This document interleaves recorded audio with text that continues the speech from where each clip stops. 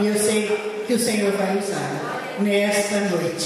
Ficamos atentos, ligados. Vamos sair dessa primeira dimensão e vamos subir, ficarmos diante do trono de Deus, que Deus está falando conosco nesta noite. Pai amado, usa a tua serva da maneira como quiseres e quanto quiseres, Pai, para que sejamos abençoados e alertados por Ti nesta noite. E nós te agradecemos o nome de Jesus. Amém. Glória a Deus. Paz do Senhor Jesus Cristo. Amém. Deus, já me sinto em casa. É a primeira vez que venho a esta igreja tão abençoada. Eu conheço os irmãos, mas quando nós começamos a louvar o Senhor Jesus, amém, nós já nos sentimos na casa porque o Pai é o Deus. Amém. Amém. Então nós estamos na casa do Pai. Amém. Vamos ver as nossas vidas em Atos. Atos 27. Glória a Deus. Aleluia. Irmão, qual o plano que Deus tem para a sua vida? E eu quero dizer qual o plano individual que Deus tem para a sua vida. Você sabe o plano que Deus tem para a sua vida? Eu quero dizer que Deus tem para nós situações onde muitas vezes nós não entendemos, mas Ele sempre está no controle. Amém? Eu vou pedir para depois deixarem aberto, que nós estaremos lendo alguns versículos conforme nós estaremos caminhando na mensagem. Começando no versículo 9, diz assim: e passando muito tempo e sendo já perigosa a navegação, pois também o jejum tinha passado, Paulo os admoestava, dizendo-lhes: varões, vejo que a navegação há de ser incômoda e com muito dano, não só para o navio e carga, mas também para as nossas vidas.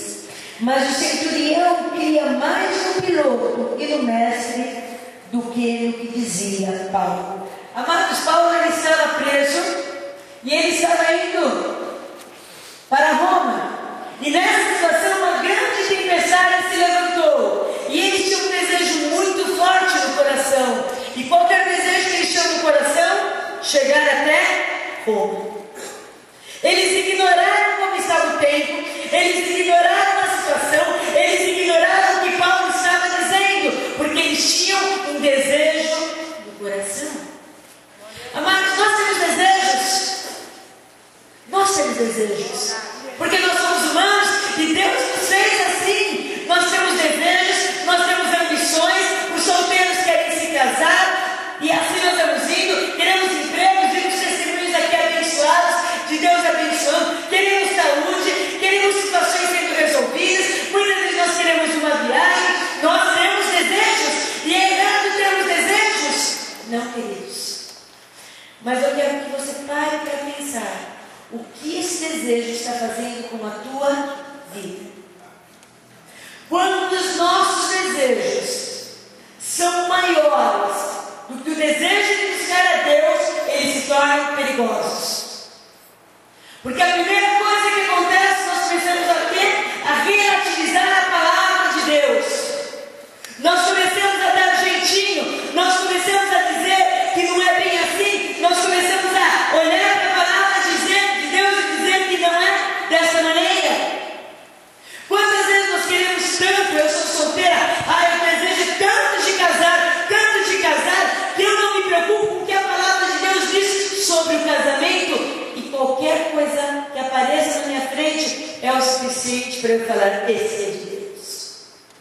E muitas vezes eu não me importo se a pessoa está buscando a Deus. Eu não importo se a minha atitude em relação ao meu namoro está glorificando a Deus. O que eu quero é que os meus desejos sejam o quê?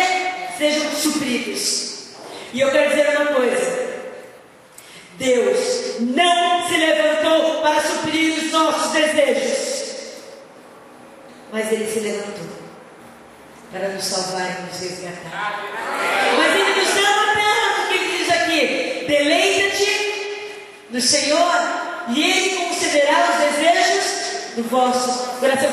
Está desejando de alguma coisa? Está querendo alguma coisa? Está necessitando de alguma coisa? Busca Deus acima de todas as coisas.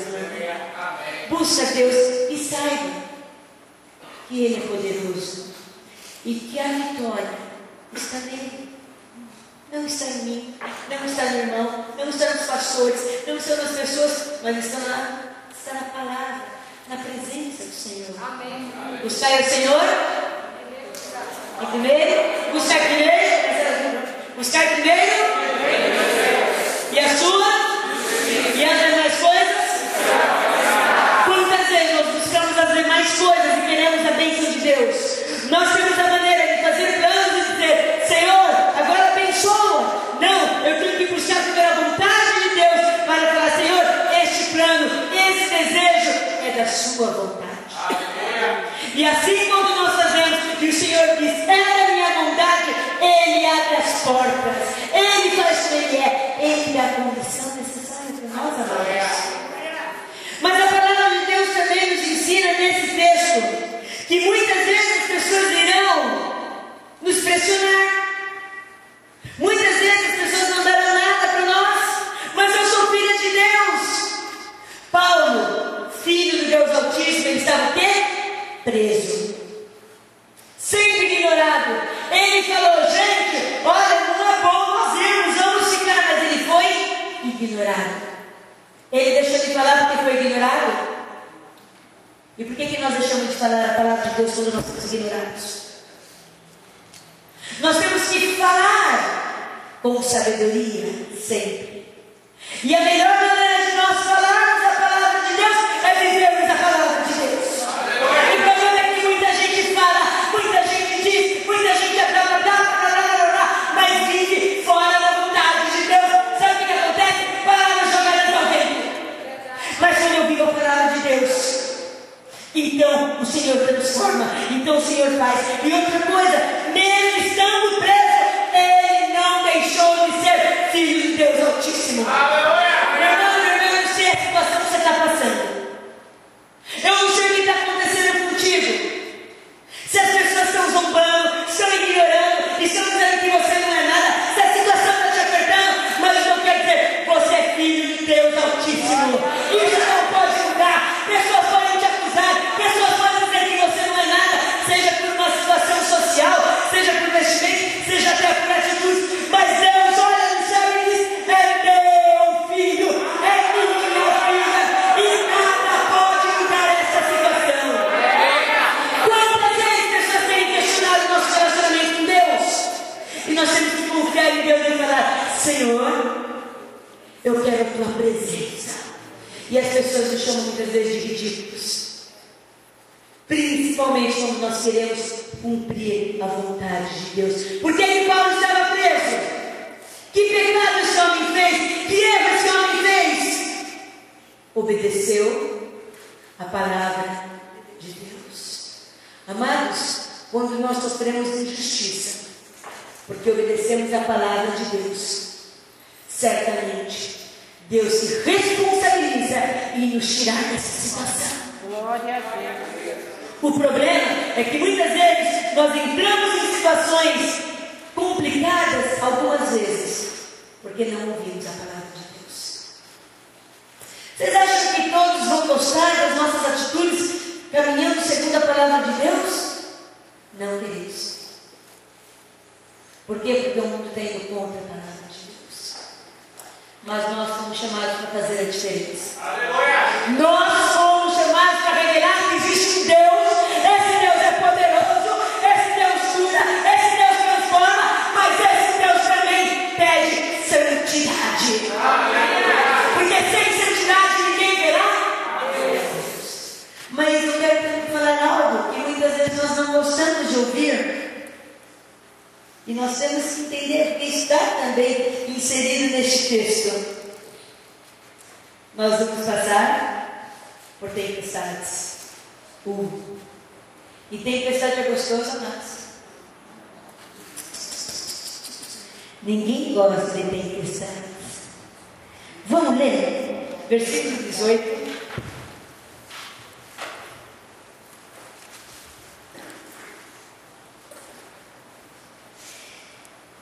Capítulo 27, versículo 18. E andando nós agitados por uma veemente tempestade, no dia seguinte aliviaram o navio.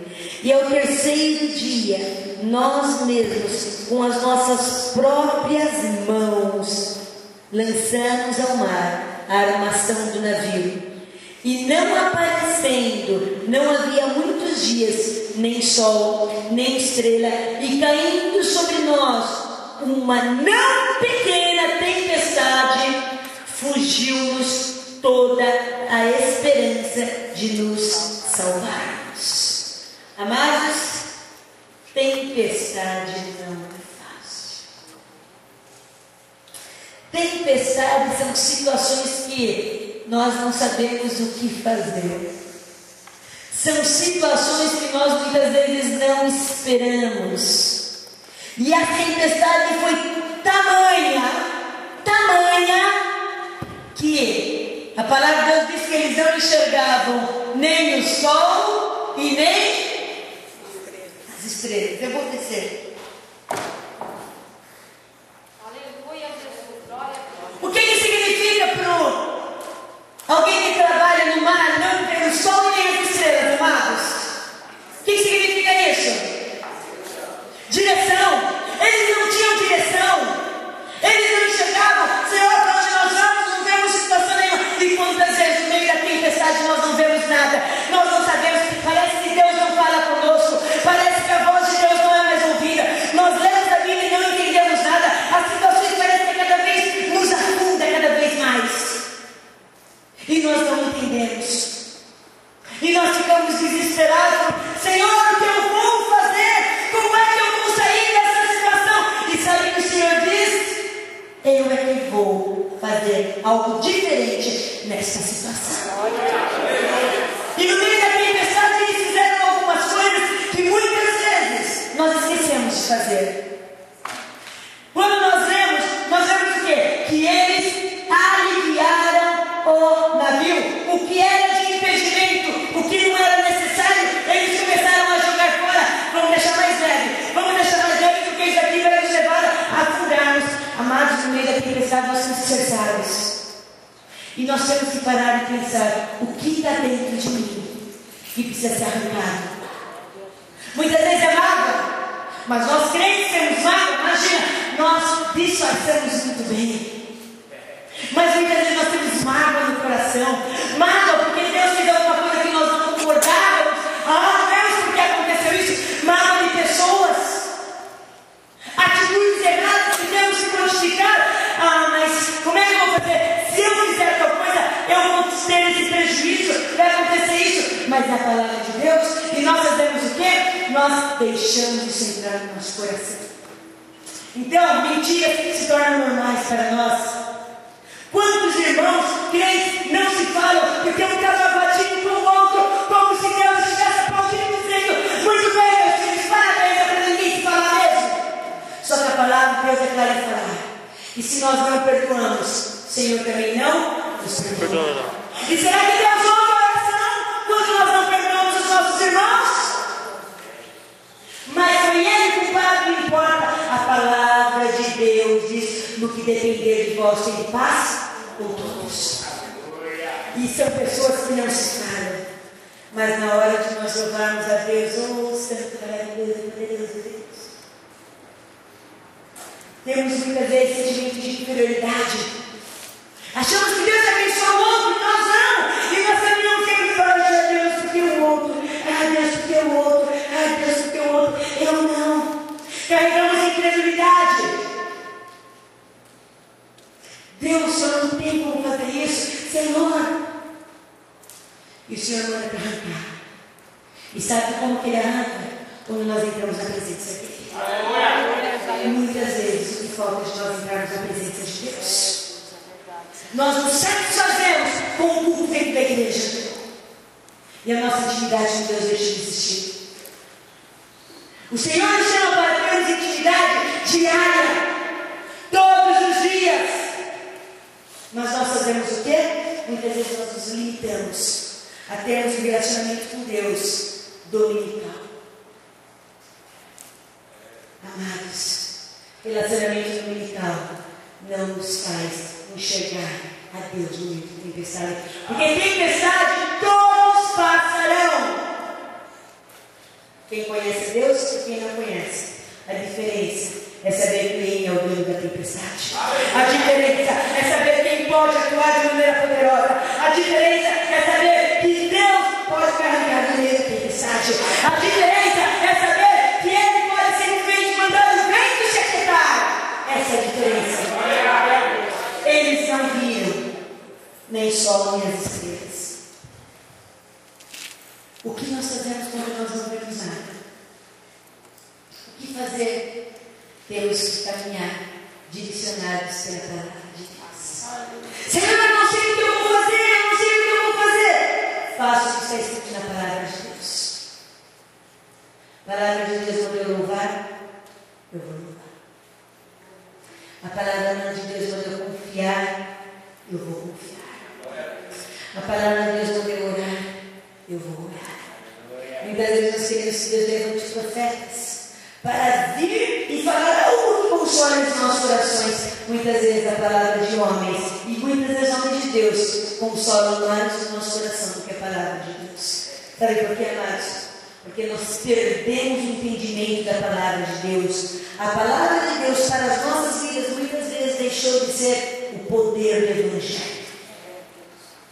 Nós muitas vezes colocamos de lado. Mas sabe o que é interessante? Em cima de tudo isso, é que Deus não se levantou para simplesmente dizer: mar, se aquiete. Deus não disse simplesmente: vento, para. Não aconteceu nada disso. A tempestade piorou. E muitas vezes isso acontece nas nossas vidas. A tempestade muitas vezes piora. Por que será? Poxa vida, olhando para mim aqui, no meio que o povo estava andando, eles estavam no meio do mar, Deus simplesmente dividiu o mar, eles passaram a terra seca, mas nesse momento não fez isso com Paulo. Paulo sabia que com os discípulos, no meio da tempestade, Jesus veio andando e os segurou pela mão, mas nesse momento Jesus também não andou, nem segurou e não pegou pelas mãos, visivelmente falando. Diz que o barco que eles estavam foi destruído. Ai, Senhor, o que é isso? Isso é quando o Senhor tira o chão dos nossos pés. E a gente fica assim: Deus, o que está acontecendo? Deus, o que está acontecendo? E Ele está dizendo: estou te levando para um local ainda onde você não conhece. Estou te levando para uma dimensão nova para comigo. Estou te levando para um caminho novo, porque algo eu tenho contigo. Nós choramos, nós não entendemos, nós sabemos por quê, mas Deus continua dizendo: eis que estou contigo todos os dias. A palavra de Deus diz que se encontra de mim, fica tudo escuro, fica trevas de tal maneira que eu não enxergue para dar um passo na frente. As trevas para Deus é luz, é como um dia claro. Eu posso não estar vendo nada, mas olhar que Deus está saindo na minha frente. Ele me vê, Ele não me perde de vista. Amados, e Ele fez, e Ele tirou o barco, local de suspeito. Aquilo que eles olharam e falaram: é aqui que eu vou me segurar. Tem horas na nossa vida que Deus vai tirar naquilo onde nós estamos nos apoiando. Às vezes nós nos apoiamos no emprego e Deus mexe. Oh Deus! Às vezes nós nos apoiamos em pessoas e Deus mexe. Deus faz algo novo, porque Ele tinha algo para fazer. E eu vou falar uma coisa para vocês, amados. Aonde o barco afundou, aonde aquele barco foi destruído, foi no local permitido por Deus. Não foi antes e nem depois. Não foi os quilômetros tal, não. Foi aonde Deus permitiu, perto de uma ilha chamada Malta. Por quê? Porque era necessário levá-los para aquela ilha. Os planos de Deus não podem ser frustrados. Não era plano para eles passarem por aquela ilha, mas era plano de Deus. Tem que viver, leia em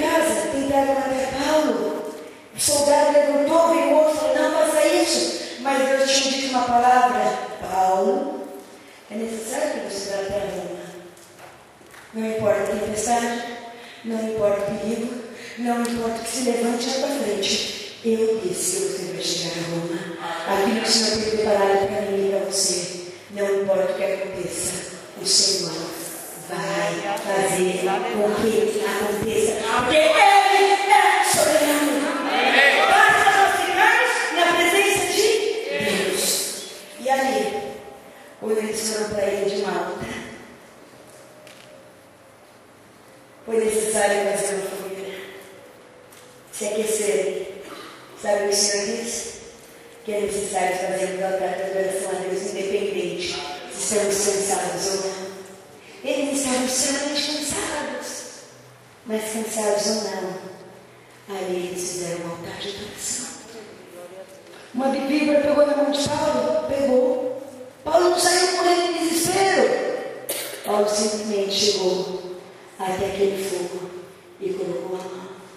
Sabe o que significa? Eu tenho que estar perto do fogo de Deus, da presença de Deus, da parte de Deus, porque todos aqueles venenos que estão morrendo dentro de mim, por situações que eu passei, vão sair, porque Ele tem um antídoto, e o antídoto chama-se amor. Amados, naquele local tinha uma pessoa doente, e eles levaram Paulo para o lugar. E quando Paulo, essa pessoa foi curada, e ali eles ficaram alguns dias, e enquanto eles estavam naquele local, ele foi pregando o Evangelho, ele foi falando, ele foi revelando a glória de Deus, a graça de Deus, e a palavra de Deus disse que quando vem um novo navio, supre todas as necessidades deles, e eles vão embora, um grupo dos servos de Deus Altíssimo ficou naquele local.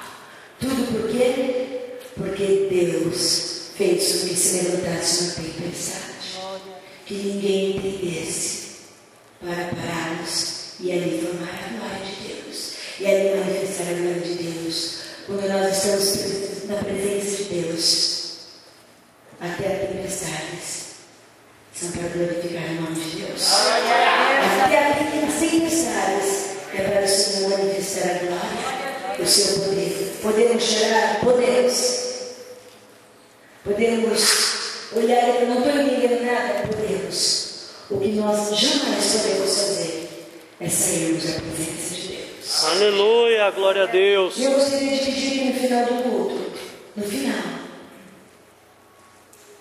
se você está com alguma coisa no coração que não está legal e é preciso jogar para fora, que você ficasse, que nós estaremos orando por vocês. Mas eu gostaria de fazer um apelo nesse momento. Não sei quantas pessoas aqui já entregaram sua vida para Jesus Cristo. Já disseram, Senhor Jesus, eu quero entregar a minha vida nas suas mãos. Porque do meu jeito eu já fiz, mas do meu certo.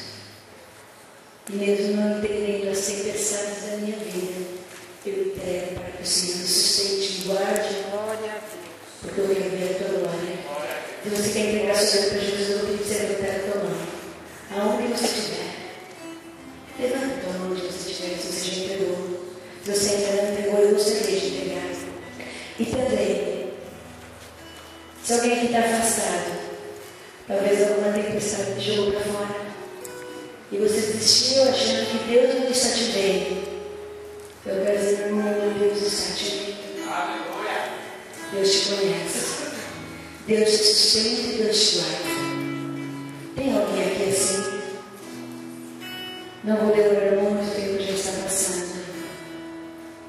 Mas se você está nessa situação, fala, eu quero Jesus, como meu Senhor e Salvador. Levante sua mão. Vem todos aqui já entregaram. Glória a Deus. Se alguém quiser entregar também e voltar para Jesus, também gostaria de fazer esse apelo. Mas o que eu gostaria nesse momento é dizer: não abra mão de Jesus, independente da luta. Satanás vai se levantar para dizer: desiste. Satanás vai se levantar para dizer: Deus te esqueceu. Mas eu, em nome de Jesus Cristo, eu vim até aqui Não existe batalha que Deus não vence. O Senhor cuida de nós como filhos amados. E como filhos amados, Ele jamais vai nos colocar para sermos envergonhados por Satanás. Muito pelo contrário, Ele vai usar uma situação para que Satanás seja envergonhado e o seu nome glorificado. Por isso eu gostaria que no final do culto, se você tem essa necessidade, você fala: eu preciso de você, me ajuda. Você precisa estar na sua vida, você não vai contar a sua vida, mas nós estaremos orando por vocês. Amém? Gostaria de orar pelos irmãos, vamos cantar.